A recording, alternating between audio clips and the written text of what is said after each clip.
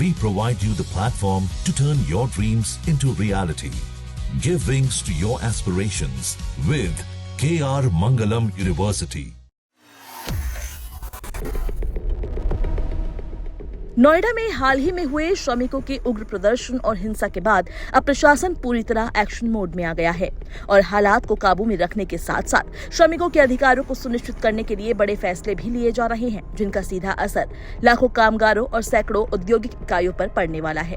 बुधवार को कलेक्ट्रेट में हुई एक अहम बैठक में हाई लेवल कमेटी ने साफ तौर पर निर्देश दिया है कि अब किसी भी आउटसोर्सिंग या संविदा एजेंसी को श्रमिकों का वेतन नकद या किसी अन्य माध्यम से देने की अनुमति नहीं होगी, बल्कि हर हाल में सैलरी सीधे उनके बैंक खातों में ट्रांसफर करनी होगी और साथ ही उन्हें वेतन पर्ची यानी कि पे स्लिप देना अनिवार्य होगा, यानी भुगतान में किसी तरह की गड़बड़ी की गुंजाइश न रहे। प्रशासन का मानना है कि वेतन को लेकर पारदर्शिता की कमी और अनियमित भुगतान ही श्रमिक असंतोष की बड़ी वजह बन रहे थे और इसी को ध्यान में रखते हुए ये सख्त व्यवस्था लागू की जा रही है ताकि भविष्य में इस तरह की स्थिति दोबारा पैदा न हो। इस बीच जिलाधिकारी मेधा रूपम ने भी देर रात हुई बैठक में आउटसोर्सिंग एजेंसियों को साफ चेतावनी दे दी है कि अगर उनके जरिए काम पर लगाए गए श्रमिक किसी भी तरह के उपद्रव, हिंसा या अनुशासनहीनता में शामिल पाए जाते हैं तो संबंधित एजेंसी को सीधे ब्लैकलिस्ट कर दिया जाएगा और उसका लाइसेंस भी रद्द कर दिया जाएगा, जिससे साफ संकेत मिल रहा है कि अब प्रशासन किसी भी स्तर पर लापरवाही बर्दाश्त करने के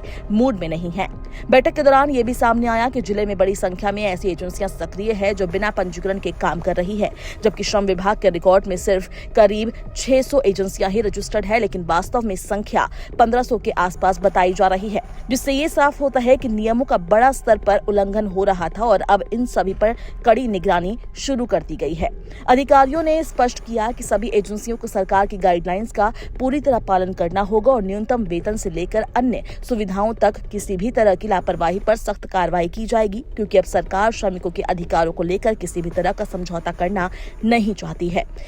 वहीं मुख्यमंत्री योगी आदित्यनाथ ने भी इस पूरे मामले पर सख्त रुख अपनाते हुए कहा कि औद्योगिक क्षेत्रों में काम करने वाले श्रमिकों की सामाजिक सुरक्षा सरकार की प्राथमिकता है और उन्हें समय पर पूरा वेतन, सुरक्षित कार्यस्थल और सभी जरूरी सुविधाएं मिलनी ही चाहिए। अगर कोई संस्था या एजेंसी इसमें लापरवाही करती है तो उसके खिलाफ कानूनी कार्रवाई तय है। वीडियो कॉन्फ्रेंसिंग के जरिए समीक्षा बैठक में मुख्यमंत्री ने साफ निर्देश दिए कि बढ़े हुए वेतन का लाभ 1 अप्रैल से ही श्रमिकों को मिलना चाहिए और किसी भी स्तर पर देरी या कटौती स्वीकार नहीं की जाएगी। इसके साथ ही उन्होंने नोएडा में हुई हिंसा को गंभीरता से लेते हुए अराजक तत्वों की पहचान कर उनके खिलाफ सख्त कार्रवाई के निर्देश भी दिए हैं। मुख्यमंत्री ने ये भी कहा कि जो लोग सोशल मीडिया के जरिए अफवाह फैलाकर माहौल बिगाड़ने की कोशिश कर रहे हैं उनके खिलाफ भी कार्रवाई की जाएगी, क्योंकि इस तरह की भ्रामक सूचनाएं स्थिति को और ज्यादा संवेदनशील बना सकती है। फिलहाल प्रशासन का दावा है कि नोएडा में स्थिति अब धीरे धीरे सामान्य हो रही है और हाल ही में वेतन बढ़ोतरी के फैसले के बाद श्रमिकों में संतोष भी देखने को मिल रहा है। वहीं उद्योग जगत भी इन नए नियमों को लेकर सहमत नजर आ रहा है।